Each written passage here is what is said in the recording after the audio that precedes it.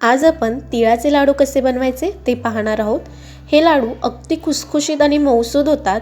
अगदी लहान मुलं किंवा वयस्कर व्यक्ती कोणीही हे लाडू सहज खाऊ शकतात आणि मुख्य म्हणजे या लाडूसाठी कोणताही पाक बनवायची गरज नाहीये।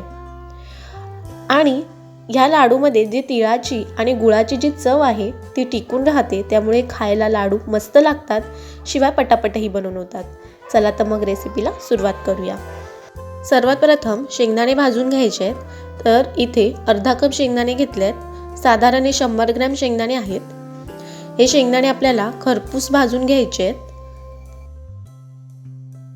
तुम्ही पाहू शकता शेंगदाणे मस्त असे खरपूस भाजून झालेत। आता हे थंड करून याची टरफलं काढून घेऊयात। इथे 1 कप तीळ घेतलेत। हे तीळ 200 ग्रॅम आहेत। तीळ घालताना गॅस मंद करून तीळ घालायचे आहेत।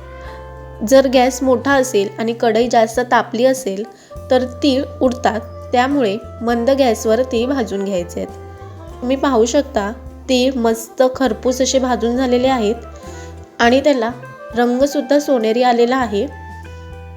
आता हे तीळ साईडला काढून थंड करून घेऊयात। इथे आपण अर्धा कप सुकं खोबरं घेतलंय। साधारण हे सुकं खोबरं 40 ते 50 ग्रॅम आहे। हे सुकं खोबरं सुद्धा आपल्याला हलकंसं भाजून घ्यायचं आहे। तुम्ही पाहू शकता सुकं खोबरं भाजून झालंय। आता आपण गॅस बंद करूया आणि हे थंड करून घेऊया। त्याचबरोबर अर्धा कप चणा डाळ घेतली आहे। साधारण ही चणा डाळ 50 ग्रॅम आहे आणि 1 कप गूळ घेतलाय। साधारण हा गूळ 200 ग्रॅम आहे। 200 ग्रॅम तिळासाठी 200 ग्रॅम गूळ वापरायचा आहे। इथे मी ऑर्गॅनिक गूळ वापरलाय। सगळ्यात आधी मिक्सरच्या भांड्यामध्ये शेंगदाणे घालायचे आहेत, त्याचसोबत गूळ सुद्धा घालायचा आहे। गूळ आणि शेंगदाणे एकत्र करून फिरवून घ्यायचे आहेत। त्याच प्रकारे मिक्सरच्या भांड्यामध्ये सर्व साहित्य घालून पल्स करत करत याची भरड तयार करून घेतलेली आहे। आता यामध्ये पाव चमचा जायफळ पूड आणि पाव चमचा वेलची पूड घालून पुन्हा मिक्स करून घ्यायचं आहे। तिळाच्या लाडूचं मिश्रण तयार झालंय, ते आपण काढून घेऊयात। तुम्ही पाहू शकता हे थोडंसं ड्राय दिसतंय।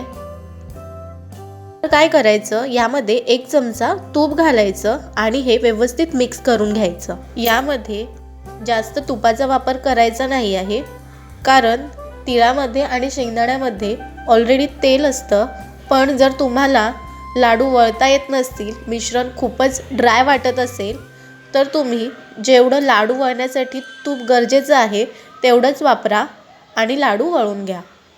लाडू वळताना स्टार्टिंगला थोडेसे दाबून वळायचे आहेत आणि नंतर हलक्या हाताने गोल गोल करायचे आहेत।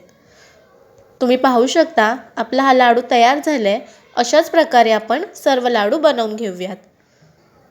हे लाडू अगदी पटापट बनवून तयार होतात आणि खायलाही मस्त लागतात। पाहू शकता तिळाचे बिना पाकाचे मऊसूद असे लाडू तयार झालेले आहेत। व्हिडिओ आवडला असेल तर लाईक करा, शेअर करा आणि सबस्क्राईब करायला विसरू नका। Bye bye.